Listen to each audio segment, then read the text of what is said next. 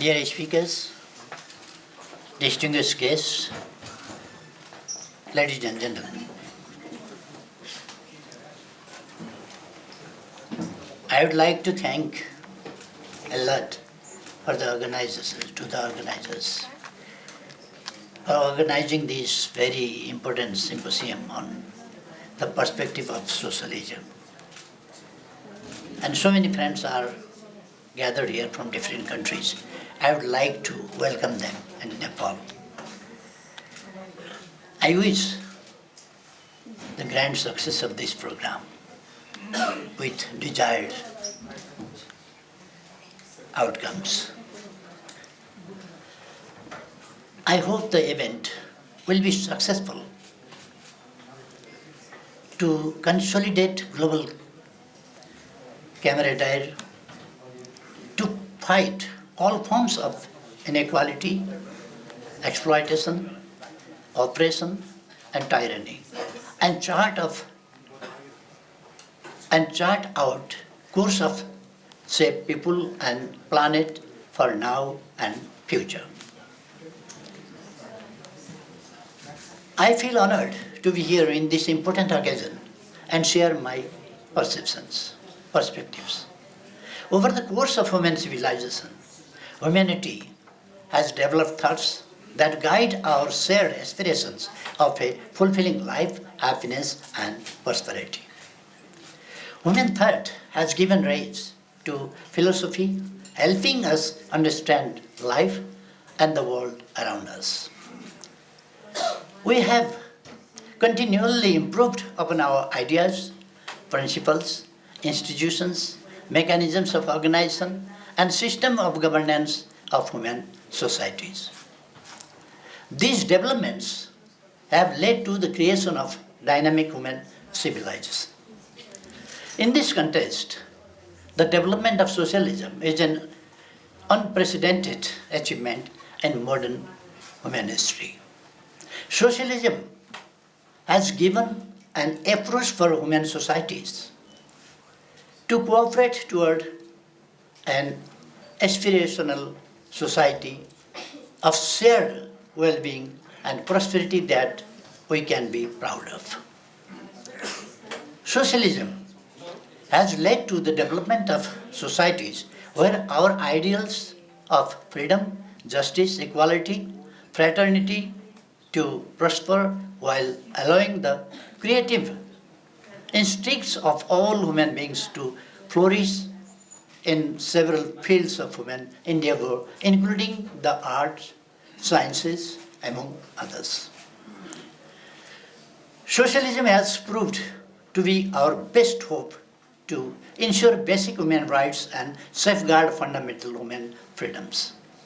Socialism is not only the guarantor of the rule of law, but also the means of ensuring the people that their societies are just and fair. Socialism is a means of ending all kinds of discrimination and realizing our ideals of equal human worth. Socialism is a bulwark against all forms of exploitation. Oppression and tyranny of any and all humans across the world. As a political philosophy, socialism allows nations and societies across the world to implement humanistic welfare policies and programs that advance the interest of all humans. It is a promoter of our shared values, ideals, and aspirations. In today's world, the relevance of socialism is even greater. Socialism will continue to inspire our political discourse. It will continue to vitalize human civilization and will continue to ensure the development and mobilization of our overall potential, balancing conflicting forces in societies, nations, and the world. It is my belief that the collaboration that socialism enables in the world will keep making an incomparable contribution to ending conflicts, ensuring peace and prosperity. Here I under Here I underscore why socialism is the most relevant political philosophy to meet the hopes and challenges of our time and future. Extremism in any form begets more extremism. Oppression in any form, whether it's at the hand of an autocratic ruler or discriminatory and unjust societies, have led to the needless human suffering, wars, and incalculable loss for humanity. The losses that have been incurred by freedom-loving people in their struggle against despotism, imperialism, and colonialism that were born out of the desire to exploit and expropriate the world's resources and wealth is unimaginable. The damage caused by animosity between powerful nations is the sought to dominate the world in an attempt to exert their influence at the cost of others has been unfathomable. This conflict between societies and nations continues to this day, and has far-reaching destructive effects for all nations and peoples. Over time, human societies change, and so should our guiding ideas, principles, and political philosophy. If left unchanged, yesterday's bright ideas can fossilize into today's dogmas. And they can grow completely irrelevant in the future, unable to meet the needs of the newer generation.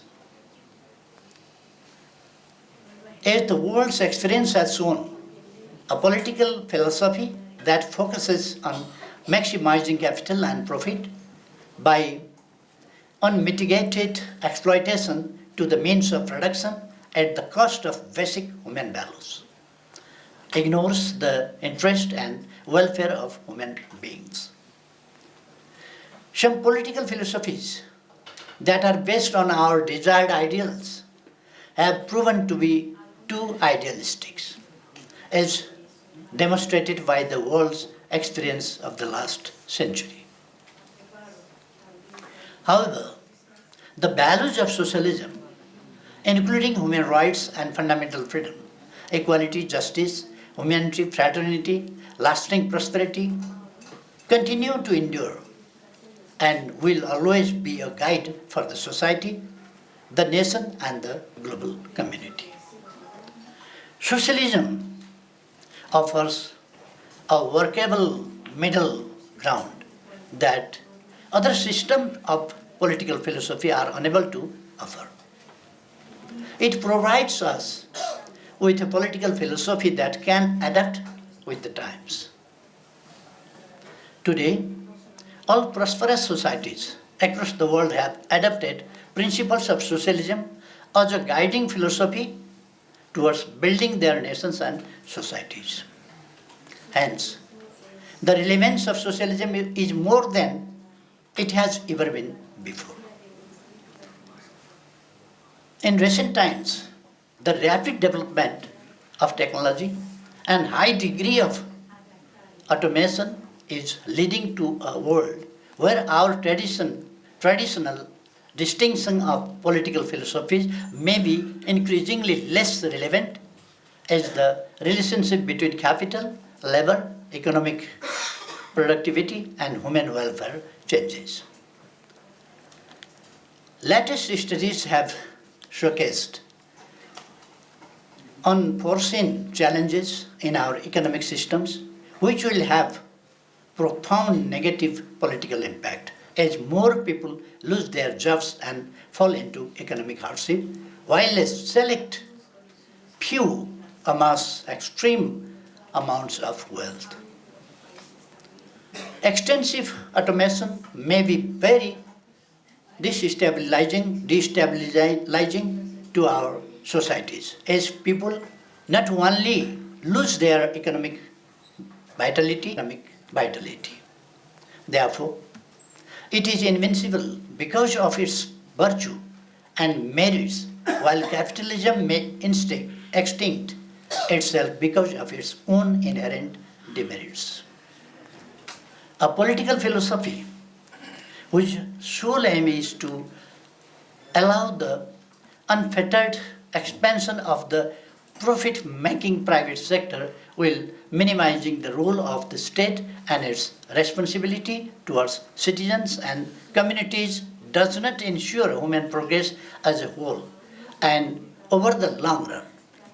Such political theory and the socio-economic policy and governance systems developed under its guidance are to a large extent responsible for increasing inequality and injustice, environmental problems such as climate change, and rapid environmental degradation that we face today. At the same time, a political philosophy that is unable to harness the creativity, drive, and ambition of individuals and makes the state responsible for all progress is also not able to create a vibrant and prosperous society. Effective nation building requires the envisioning of a fair and benevolent state that seeks to maximize the human capital of its citizens and a thriving private sector that is able to channelize the hopes, aspirations, and the creativity of the people. The political principles and ideals of socialism have succeeded in achieving the twin goals above. In the past century, the world has had the bitter experiences of selfish wars and being divided based on political ideology. The pain of the Cold War is fresh in our minds. The monopoly of any one state will also upset the balance of regional and global power. The independence and welfare of nations will weaken. Nations may become limited in their ability to find solutions to various international problems of urgent and far-reaching importance and solve issues of mutual concern. Nations and societies that aim to maximize human and social welfare over other concerns are likely to cooperate at an international level as they are not solely concerned with maximizing their economic might. A world driven primarily by socialist philosophy. Policies and programs will allow us to see international relations through the lens of common prosperity and human welfare, as opposed to a competition to garnish increasingly more economic resources. Socialism will lead to a better balance of regional and international power structures and lead to a more peaceful world. People have the right to make decisions in a democracy. They should be able to fully enjoy basic human rights and fundamental freedoms. To enable all the people to enjoy these rights, the states should implement multifaceted citizen empowerment policies and programs. People should be able to choose their representatives to advance their interest, and governments should work according to the wishes of the people. Otherwise, people's faith in democracy can wane, often leading to a dictatorship or populism. These developments can destroy democracy. Socialism ensures the future of democracy, and socialist policies are the greatest bulwarks against the threats to democracy. During the time of its establishment, the Nepal Communist Party started a socialist political movement in Nepal by harnessing the Nepali people's voice for liberation from autocratic rule, exploitation, injustice, tyranny, inadequacy, and social oppression. The Nepal Communist Party was able to channelize people's aspirations for independence, freedom, and justice. The party was able to fight the idea of a divine ruling class that was considered superior over others just based on the virtue of their birth. We started a movement to implement principles and policies of socialism through multi-party democracy, pluralism, and fair and competitive electoral politics. The party has been at the forefront of our evolving aspirations for greater freedom. In 1990, we achieved significant strides in ensuring greater political freedoms for our people. In 1994, our party, Nepal Communist Party UML, succeeded in forming a government for the first time in Nepal and was able to implement our ideas of socialist political philosophy, principles, policies, and programs. Our party laid the groundwork to create an equal, just, and fair society in Nepal. For a balanced and bottom-up development of the country, we started successful programs like Build Our Village by Ourselves, Empowered Citizens, Decentralized Rights, and implemented social security schemes for the first time. The 9-month tenure of the government 3 decades ago was the beginning of the end of inequality, discrimination, poverty, and oppression prevalent in Nepali society. Our party, the Communist Party of Nepal, CPN-UML, takes its responsibility towards Nepal and the Nepali people with utmost seriousness and in poverty, fight inequality, and beat hardship and misery of the Nepali people. The party continues to face unimaginable challenges in trying to save Nepal caught in the conflict between traditional forces and the extremist forces and their desire to lead the country toward autocracy. The peace process talks were completed mainly on our party's initiative. We have created a constitution and paved our way forward a socialist economy. Our constitution guarantees a range of fundamental rights, equality, and social justice. The constitution underlines the principles that define the role of the state and makes the state responsible for a broad-based welfare of our people. We are committed to further operationalize our socialism-oriented constitution. While in government, our party, CPN-UML, laid the foundations of dynamic and resilient economy. In partnership and collaboration with the private sector, we started ambitious programs to catalyze high-rate economic growth and to create a vibrant economy. We began the construction of world-class infrastructure. We took bold initiatives to commission large projects to build roads, airports, waterways, irrigation systems, power plants, and transmission lines. We also started projects to improve our human capital through transformative initiatives in health, including health rights of women, education, sanitation, housing, and provision of safe drinking water. We introduced health insurance schemes. We introduced several social security schemes, including women upliftment. Programs to uplift the people living in poverty and people from disadvantaged communities. We prioritized creating jobs for people, including introducing a job guarantee program, ensured a minimum wage, and enabled the creation of decent jobs with appropriate wages.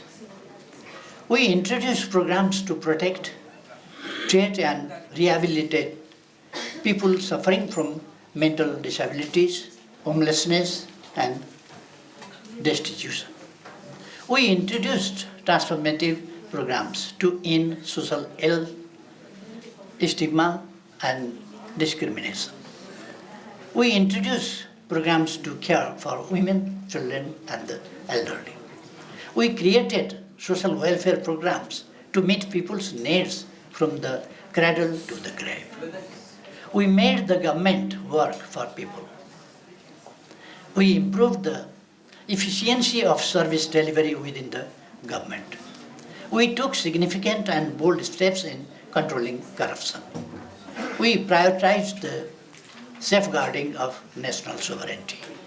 Our foreign policy and international relations are exercised based on principles of mutual benefit and respect, justice, and fairness. We improved Nepal's standing in the global community. These initiatives reflect our commitment to the values and ideals of socialism. As we pursue our goals of peace, prosperity, happiness, justice, and egalitarian within a framework of a comprehensive democracy, we want to base our political ideology to meet the needs and challenges of the given time and context, based on what is best for the country. We have no more prejudice. We have no mere prejudice toward any idea or ideology. We develop, judge, and implement ideas and ideologies based on what is best for the country and the people. We are committed to our vision of a prosperous Nepal, happy Nepali. The prosperous Nepal, happy Nepali is our model to operationalize socialism in the Nepali context. Socialist political philosophy will help us realize this vision. We are determined to demonstrate to the world a successful implementation of socialism in Nepal and to be an exemplar to the rest of the world. Fighting poverty and beating inequality is one of the top agendas of our development vision of prosperous Nepal and happy Nepali. We will not take rest until we make them history. Thank you once again, and I wish the success of this event. And I would like to use any forum. We can organize another forum to have discussions between us. So my previous speakers, they have raised some questions. I don't want to answer them right now. And I don't want to enter on such issues. But later on, in some occasions, we can organize other symposiums and forums, and we can, we can organize and we can have discussions. Thank you very much.